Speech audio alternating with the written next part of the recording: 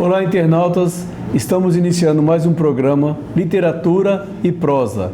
E hoje nós vamos falar sobre literatura com a escritora Márcia Vilaça. Márcia, obrigado pela sua presença. Imagina. Obrigado por estar aqui conosco, tal. E eu gostaria de falar que você falasse sobre a sua trajetória literária, sobre as suas pesquisas, coisas que ativam aguçam o seu lado literário.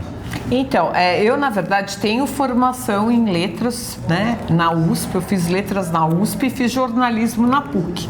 Então, antes de trabalhar como autora independente, eu tive toda uma passagem por revistas, dei aula também de texto, literatura, já faz isso bastante tempo.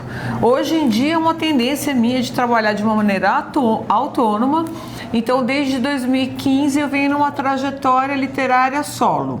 Em 2015 eu fiz um livro que chama Santa Clara, pela editora Neupa. São poemas já com essa vontade, com esse intuito que o poema ressoe no leitor indagações, que o poema faça um sentido, que o poema acrescente, penetre na pessoa como se vamos supor, vou participar dessa poesia. Exatamente. E não simplesmente ler a poesia. E se houver uma crítica, porque na verdade o poema como a arte em si, ela vai depender da interpretação. Da interpretação. Então, mesmo que haja uma crítica, que seja uma crítica bem feita, bem elaborada, como uma tese de dissertação, tem uma banca que nos examina. Então, esse livro Santa Clara não foi o meu sucesso, mas eu fiz em 2015. Depois, em 2017, eu fiz o Sacré-Cœur. Por quê? Porque tem imagens daquela igreja de Sacré-Cœur, na França, em Paris. Sim. Quando meu pai, que ele era um médico renomado, ele faleceu, eu fiquei perdida. Eu tive um problema na minha vida, tive um problema com uma escola de inglês e eu fiquei perdida na Inglaterra e na França. Então, professor Marrocos, toda hora eu ia lá na Sacré-Cœur, subir, descer. Se reencontrar. Eu virei um homeless, né? Um homeless, assim, na Europa durante um tempo. Tive que rezar com uma série de madres e padres e tudo. Então, aquela impressão ficou forte. Eu fiz Sacré-Cœur, que é o nome da igreja, na França. Fiz outros poemas também inspirados em paisagens parisienses ou inglesas. Fiz um outro poema que chama Stonehenge, que eu fui para Stonehenge um dia, que é lá na Inglaterra. É um local de turismo, como aqui as casas dos escritores são certo? No Brasil. Então, em 2017 eu fiz o Sacré-Cœur pela editora Essencial.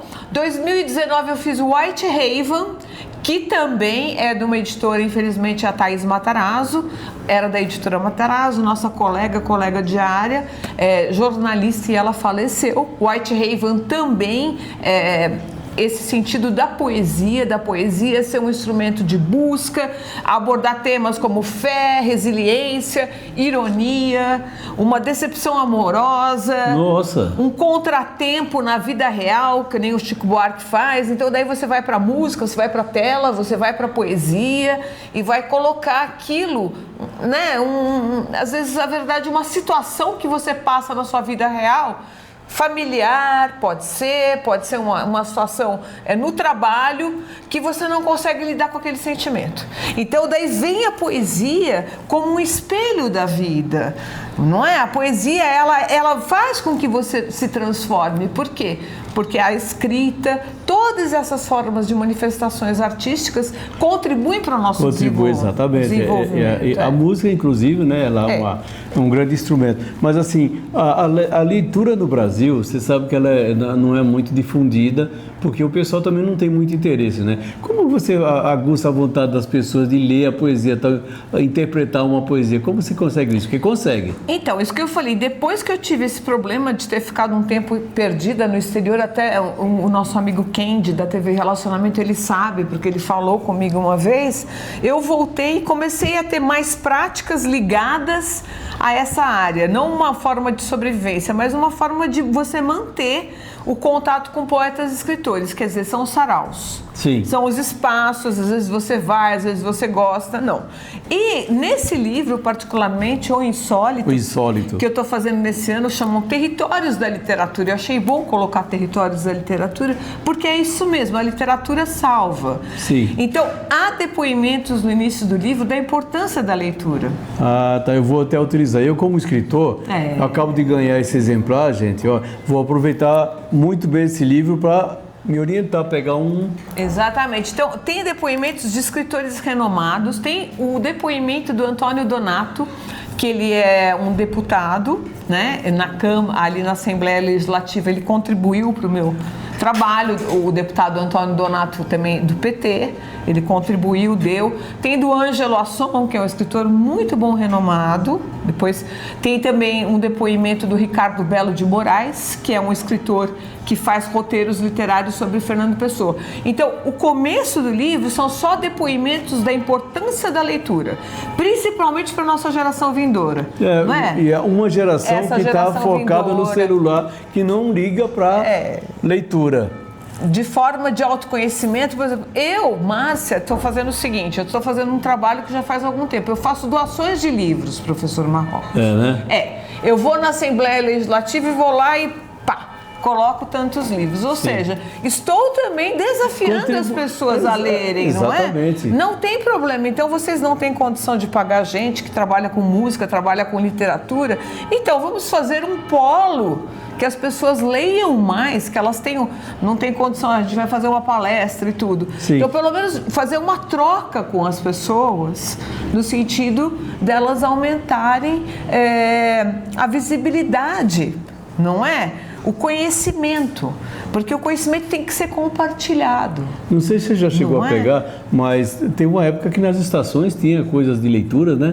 Para as pessoas pegarem livro e tal, esse projeto sumiu. Então, isso que eu falei, até coloquei, tem aí no fim, inclusive, que eu fiz doações de livros, não só ao Brasil, porque esses livros estão na casa do Fernando Pessoa, vai estar em Lisboa. Então, os meus livros, às vezes, as pessoas perdem. Porque eu falei para você, o último foi 2019, eu fiz Whitehaven. 2023, eu fiz Montepio, que é um livro já consagrado. 2023, Montepio, que é um livro sobre roteiros literários. Eu fiz pela Editorial Print. E agora eu vim com Insólito. Além disso, todas aquelas antologias literárias que a gente chama. Eu participo de 9 antologias. Exatamente. Editora Escortece, Editora Recanto das Letras. Exatamente, eu participo também. Elane Bress, que ela tem esqueci o nome da editora dela, é muito interessante. Até a Outra Vias eu tenho participado. Olha, então, eu tenho várias. Eu, por exemplo, teve essa que eu participei com a Margarete, que é a editora Cuno Editorial. Eles são um grupo de Mogi. Eu ainda não consegui chegar lá porque a minha mãe está doente, então a gente tem sempre um empecilho, às vezes, familiar. Esse é o problema. Não é? Durante o fim de semana eu tenho que ficar em casa, mas é um grupo de Mogi das Cruzes. Então, essa antologia eu fiz. E tem inúmeras outras antologias que eu já nem tenho mais, às vezes, algumas delas mais de conta, em casa. Agora, o livro, isso que eu falei, ele conta com depoimentos e é um esclarecimento, né? E o ponto alto do livro, apesar de eu falar muito do Fernando Pessoa, trouxe toda a biografia que eu gosto muito, que eu fui na casa do Fernando Pessoa, o ponto alto é a Emily Dickinson. Emily Dickinson é uma poetisa americana, é uma história muito singular nos Estados Unidos.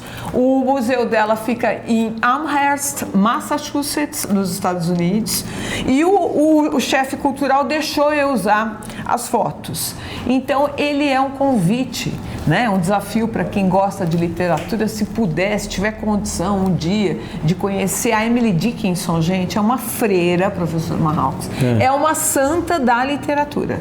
Ela ficou confinada numa casa a vida toda e fez da literatura o jeito dela se comunicar com o mundo externo, porque ela não saía mais. Não saía. Essa casa que aparece aqui de Massachusetts, eu também, para eu chegar lá, imagino que eu vou ter que gastar, né?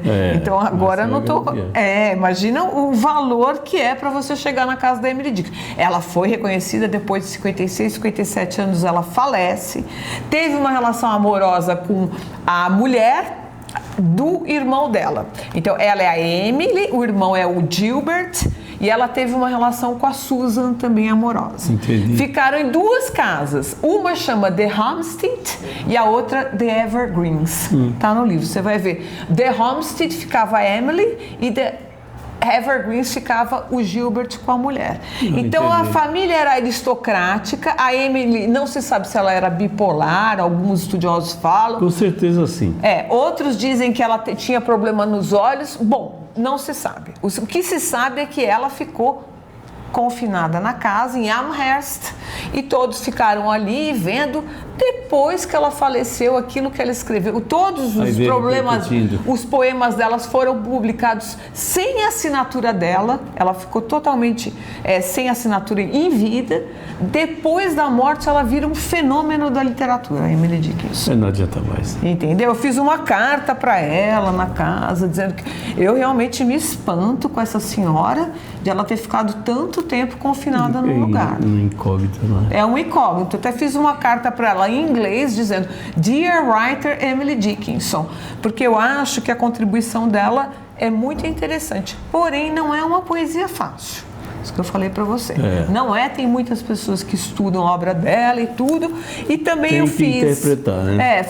Tem a Clarice Lispector e o Drummond também, que são mais os outros. Fale sobre eles rapidamente. A Clarice, há um mistério que envolve a vida dela, como envolve a minha, como a sua, um elan, que ela era fumante, que ela vem da Ucrânia.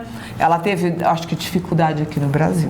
Parece que teve dificuldade quando ela veio, porque ela vem num barco, tá ali na Ucrânia, tá um problema sério pela guerra, tá tendo uma guerra, né? Mesmo. Na União Soviética, na Ucrânia. Dissolução do...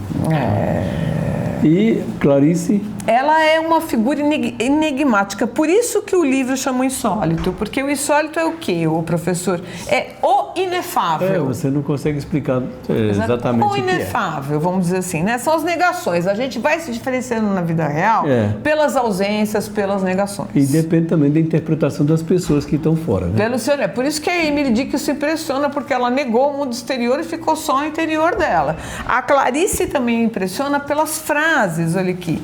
As frases, ela é muito estudada. Então, o que eu saiba, eu particularmente, Márcia Vilaça, não li todos os livros dela. São livros de romance psicológico, tem o Laços de Família, A Hora da Estrela, A Paixão Segundo GH.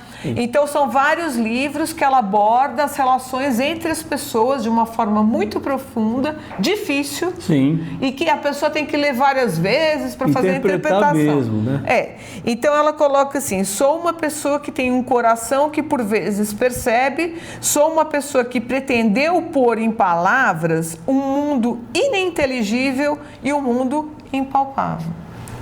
Quer dizer, se fechou. Exatamente. Se fechou, né? Entende? Então, ela é muito profunda. Eu também sou tabagista, eu falo assim, fumante, ela também era. Essa coisa que nos consome, essa energia do mundo que vai nos transmutando.